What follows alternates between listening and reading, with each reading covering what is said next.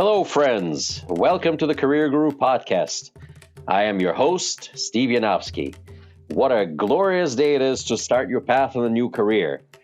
Doors are opening here at the Boston Career Institute even as we speak. And I'm here holding the key for you. So tune in, stay sharp, and enjoy yourself. This is going to be great. Hashtag Let's Career Up. Good day to you, aspiring gurus and conversationalists all across the fruited plain. I am Steve Yanofsky, your career guru, coming to you across the internet, yet again, with the most exciting guest that I have joining us today. Her name is Maya Dreifus. Maya, introduce yourself to the Guru Land, please. Hi, everyone. Super excited to be here. I'm Maya Dreifus. Excited to chat with you today. And just very quickly, I am here today in my individual capacity and not as a representative of Visa. And all thoughts or opinions that I express today are my own. That is fantastic. I am most excited to hear your own opinions and everything else, which is why you're here today, which is why I'm here today. It's all about our mutual opinions. And I got to tell you, I've never had a guest on my show read a disclaimer, which means only one thing, that you are super duper important and just super awesome, which is the only reason why you could join the Career Guru podcast. Why don't you tell the Guru Land who you are, and then we'll just take it away from there. Sounds good. Thank you. So I have been at Visa for almost 6 years, and then I spent the previous 6.5 years at American Express. So I've been in payments for quite some time. And at Visa, I currently lead a sales team that looks after clients who mostly do business online. So think about delivery players. My clients are probably ones that you guys use quite a bit. And then in terms of myself outside of my job, I am a parent. I have 2 small children. They're 6.5 and 4, and they keep me very, very busy. I'm also a professional career coach, and that is something that I did about 1.5 years ago. I finally got my degree that I'm super psyched about. And I love to help people reach their full potential and also be in the right career for them. Fantastic. This is great. So you work for Visa. Now, Visa and American Express, so that's that little logo that's at the bottom of just about everybody's credit card or debit card. It says Visa or one of those MasterCard. And tell us a little bit about what exactly that is. I mean, I always thought that it's the bank that has a little Visa logo on it. What does it mean to a bank? And, I have no idea. Sure. So Visa, MasterCard, American Express, and Discover are all payment networks, which if you think about the payment system, it's kind of like the railroad tracks that various trains run on. So I think a common misconception is that American Express, Visa, Discover, MasterCard are all credit card companies. They're not. So they are points of connection between point A, which is usually a seller, and point B, which is usually a buyer. So what Visa and other networks do is make sure that the transaction, once the consumer or the customer uses their payment credential, like a credit card, a debit card, they could be using Venmo, and make sure that that transaction makes its way safely from them to the business that they're paying. Okay, great. That's an excellent explanation. I appreciate that. Thank you. I'm sure everybody else appreciates it too. So what exactly is your job title over there? So it's a VP of Platform Services. VP stands for? Vice President. I just want to make sure there's clarity that, we're talking to somebody who actually does something and not like other people who don't make it to the Career Guru podcast. What does that entail? Do you lead a bunch of people? How many people would that be? Do you like what you do? Yeah, I love what I do. I get to be the leader for a small team of people who are all fantastic. And my main job is twofold, or threefold rather. One is to set strategy for the team and to make sure that they know the point of departure and the point of arrival. The second thing is to make sure that if there's any obstacles in the way, that I am removing them. And the third thing that is helping them grow. So helping them develop, and that could mean in their current jobs, or it could mean helping them get a fabulous new job as well. That's just amazing. How did you get there? How did you end up in there? This is not, you read the periodicals, you read the help wanteds, and say, a VP of sales in Visa, that sounds like me. How does that work? How does one get? Yeah, it's how much time do we have all day? I'll give you the short version. So the way that I got there was a pretty interesting story. So I actually ended up going to school for my undergraduate degree at the George Washington University in DC. And my undergraduate degree was in international affairs and in Russian. So nothing to do with payments, to be very clear for anyone listening. After that, I ended up getting a job through an ad in the newspaper. So you can calculate how old I must be to do that. That was my first job. I got a marketing job out of college, and I was super excited about it. About a year into that job, I realized that this is an amazing place I'm working at, but I want to do something else. And I started hearing about these 3-letter degrees, and I was like, what's an MBA? So that's a Master of Business Administration. And about a year into my role at the marketing agency, I ended up researching a lot what that means, where could I go, and I zeroed in on one specific school, Columbia Business School in New York City, in New York State. And I just really loved everything about it. I loved what it stood for, the diversity of thought, the fact that they had a high percentage of women that they accepted, which is at the time was a unique characteristic for a business school, which was mostly male dominated. And I ended up applying only to Columbia Business School, which was a huge risk and one that various folks tried to talk me out of, but I was paying for my own education. So I made the choice that gave me the biggest return on my investment. And, good. No, please continue. I just had a thought, and I made a mental note as to what I should ask you next. Sure. So it was 2 of the happiest, most exciting years of my life. It feels like if anybody plays video games, you unlock a new level and you're above the clouds and you never even knew this existed. So that's how I felt when I went into the school. The downside was that I started my education there in 2008, which was when the market crashed. So that was really challenging. People weren't getting internships. People weren't getting jobs graduating from the top business school. And when I graduated, I was fortunate enough to be recruited actually into the medical industry. So I worked for almost a year for Henry Schein in Melville, New York. And I was, during that year, I realized that I had learned a ton, but just not, it really wasn't my industry.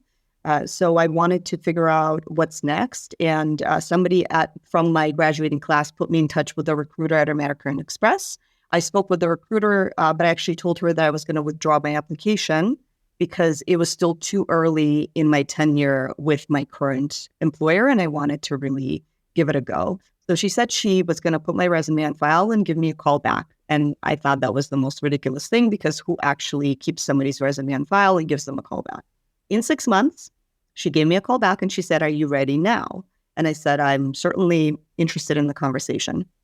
Ended up recruiting me into the company, and I had a fantastic run at American Express. Fabulous company, great learning, great leadership skills training.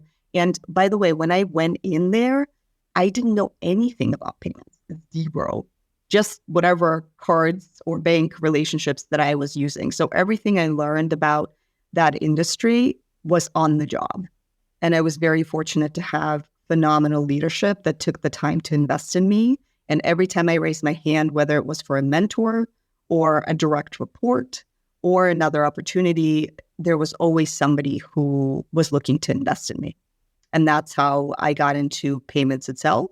And then, I worked really hard, right? I looked for opportunities that maybe other people weren't as excited about.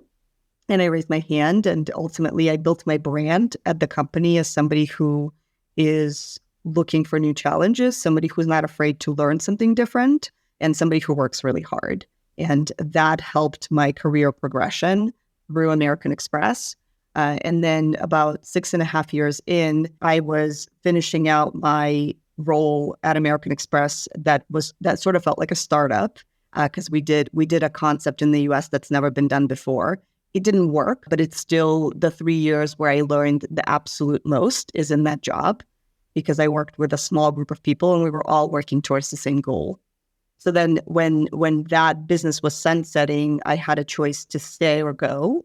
And because that job was so amazing and so broad and had so much responsibility, when I looked across the enterprise at the same level I was at, there was not a lot of challenges that I felt I could really scale at that point. So I started looking externally. And through my mentorship relationship, I actually got connected with somebody at Visa for a discussion. It wasn't actually an interview. It was more of a conversation about whether the company would be a good fit, whether it's a company where my skill set would be appreciated, and whether it's a company where I could thrive. So that's how I got connected with someone at Visa. And then I had a number of different conversations with different people there. And after a little while, I was in an interview process for my first role at Visa, which, by the way, was not a vice president role. It was a senior director role, which is the level below it. And I got hired and I worked really, really hard to learn the business. I thought that, the two businesses that I previously worked at and that I'm working at now are the same. They're not. And I was successful in my previous job. And then there was a promotional opportunity available. I was encouraged to apply. There was a very rigorous process to choose the right candidate, and I was the one left standing with the job. Phenomenal. I would like to sort of zero in on a couple of things that you had said, that you had mentioned in your conversation with us. First, the concept of return on investment. This is something that I have talked to my audience for quite some time, and I'm trying to get the point across about the actual understanding of return on investment when it pertains to investing in your own self. And this is what I encourage people to do, is to invest in themselves. Can you talk a little bit about your ROI? You went to Columbia University. I just want to, for your MBA, and I just want to pass this on to people. First of all, Columbia University is an Ivy League school. It's in the league of its own, Harvard, Yale, Columbia, okay, and several others. No need to discuss anybody else. But the fact of the matter is, you understand what caliber of education that you receive in that institution and what risk you took to apply just to one school. That's certainly understandable. And the education comes with a very hefty price tag. This is not a cheap thing to do. But yet you mentioned return on investment. Talk to the audience a little bit and tell us a little bit about that return on investment, what it actually means and what it meant to you in the future. Yep.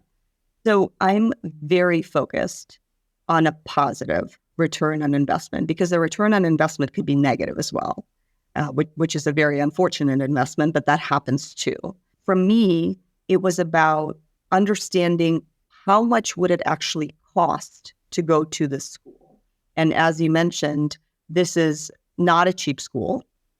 And I think that the one point I'll just underscore is, because the market crashed as I walked the hallways of Columbia Business School, for the second year of my education, my loans came with a massive interest rate. So it doesn't matter how good of a credit you had, everybody was subject to double digits. Okay. So that immediately made the price tag much heftier. But what I knew was, when I went to Columbia Business School, I was 24, which is quite unusual because usually business schools ask for more work experience. So I actually took multiple risks. One, I applied when I was, 20. Actually, I applied when I was 23. I only applied to that school. So there were multiple ways this could have gone wrong for me, but it didn't. And I was very persistent. And I applied on the first day that the admissions were open. And I applied early decision. So I was very, very sure that that's where I wanted to go. Because I was early on in my career, when I graduated from the school, the salary that I then was offered was very, very different, much higher than what I had when I came in. So for me, because I was early on in my career and I was super laser focused, that trajectory made a lot of sense. And I think that if I didn't go, I'm not sure that I would have gotten to that level of salary anytime soon, right? So by taking the flip side is, again, it's expensive to go, and it's 2 years of your life. So I went full time. So it's 2 years that I willingly took myself out of the workforce, there's an opportunity cost there as well of not making a salary and also being in debt. So the good news is that the way that a lot of the MBA salaries are structured is there's often a bonus that they pay when they hire you into whatever your first job might be. And that really starts helping with paying back the debt, right? So that's how I thought about it. And then I would say that every decision I make is always about return on investment. And it's not only monetary, it's also about relationships, right? Do I go into a relationship that's positive, right? And that could be a peer relationship or, obviously my marriage. And the same thing I would just say about coaching, because the coaching degree, while less than the cost of Columbia Business School, is also an investment. And I realized that it's something that I was doing naturally with people, but I didn't have the right skill set to be like a superstar at it. So I found a place that was highly recommended. It's called ICA, the International Coach Academy. They're fantastic. And I spent a year and a half of my free time, so after work or early mornings or weekends, in order to get that degree in addition to the degrees I already have. And I think that was also a wonderful investment that is currently paying both in very much in my full-time job, because now I'm in my leadership philosophy. I use coaching quite a bit, and I also use it in mentorship. And then separately, I do have my own coaching business. It's quite small right now, just because obviously I have a very important full-time job. But that is something that is another avenue for both growth and also salary. Phenomenal. So I see there's a common theme in what you're saying also, aside from return on investment, is also the level of the self-devotion and hard work that you are investing into your own self. So you're not just working like donkey work, forgive me for making a comparison, but you're actually investing into yourself fully and with full commitment. How about a support structure? Did you have to rely on any support structure when you made that investment into yourself, and who helped you along your journey? Yes, absolutely. I think it's impossible without any support structure, or rather probably improbable, not impossible. People told me it was going to be impossible for me to get into Columbia Business School, by the way. So nothing's impossible. And I'd like to sort of talk about that a little bit later, if you remind me, because I'm bound to forget. Please continue. I apologize. Yeah.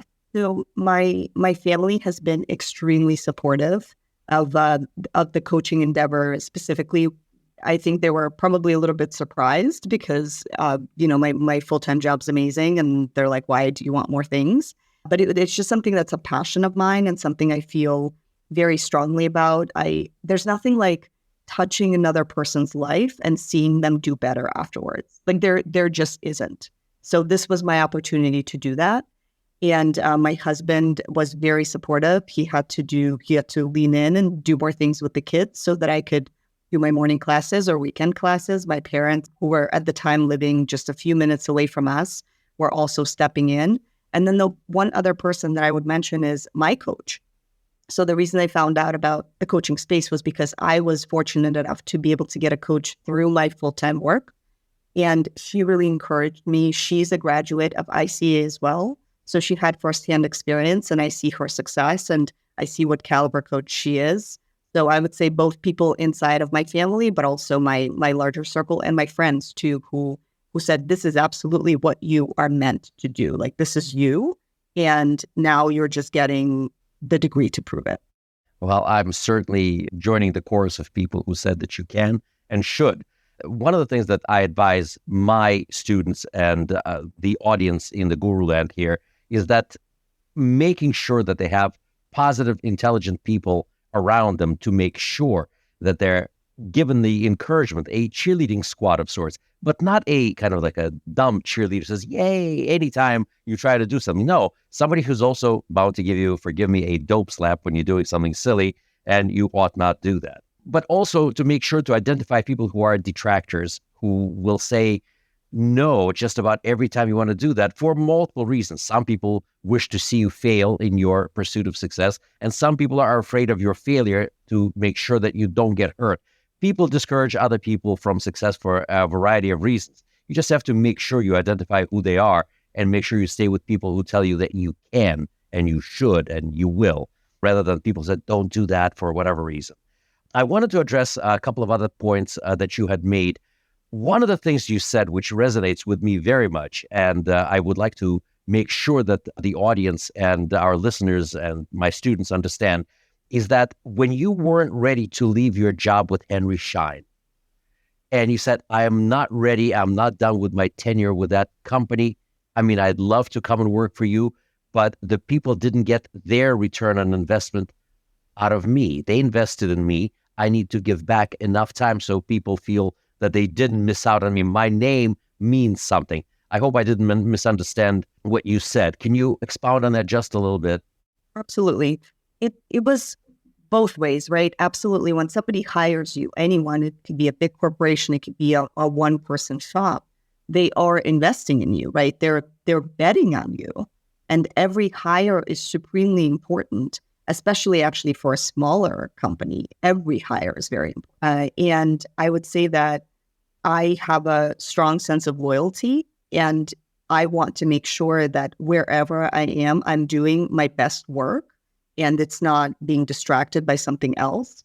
And for Henry Schein, I also felt that I still had a lot to learn. So I wanted to make sure that I completed a period of time that felt comfortable to me and really understood the business and really also took away something from it, right? Because when people invest in you, they train you, right? They give you their knowledge and then you become better for it, right? You start recognizing patterns in a faster way, or you are able to solve a problem in a creative way that wasn't available to you before. So that's something that I wanted to make sure that I rounded out before I left the company. Absolutely amazing. This is exactly what just about everyone needs to hear. Everyone needs to hear it, because at the end of the day, your name is all you have left. And no matter what company you're working with, no matter what the other coworkers that you're with, people will remember for who you are and whether you left them in the lurch or anything else. So this is great. I'm sure that if you wanted to, you could go back to Henry Schein. I'm sure you could go to American Express, wherever else life takes you. Your name will be at the top of the pyramid there, which is great. Listen, first of all, I am so grateful that you're here. I would love to have you on the podcast again, because we just scratched the surface. If you're available, please let me know. I'll be there. I want to add, from me, that I know a little bit more of your story than we talked about today. You're an immigrant yourself, and your parents had to start all over. We'll touch upon this some other day to help inspire other people. I'm going to close the segment today saying that you are absolutely amazing. I want to wish you success, health, wealth, time to enjoy it with your family, with your loved ones, and with Guruland, and of course the Career Guru. Don't forget about us. I really want you to come back and inspire our people, our audience out there in the Guruland. Give us a few words in closing today. Please promise to be back. I'm happy to be back always, whenever you're ready for me.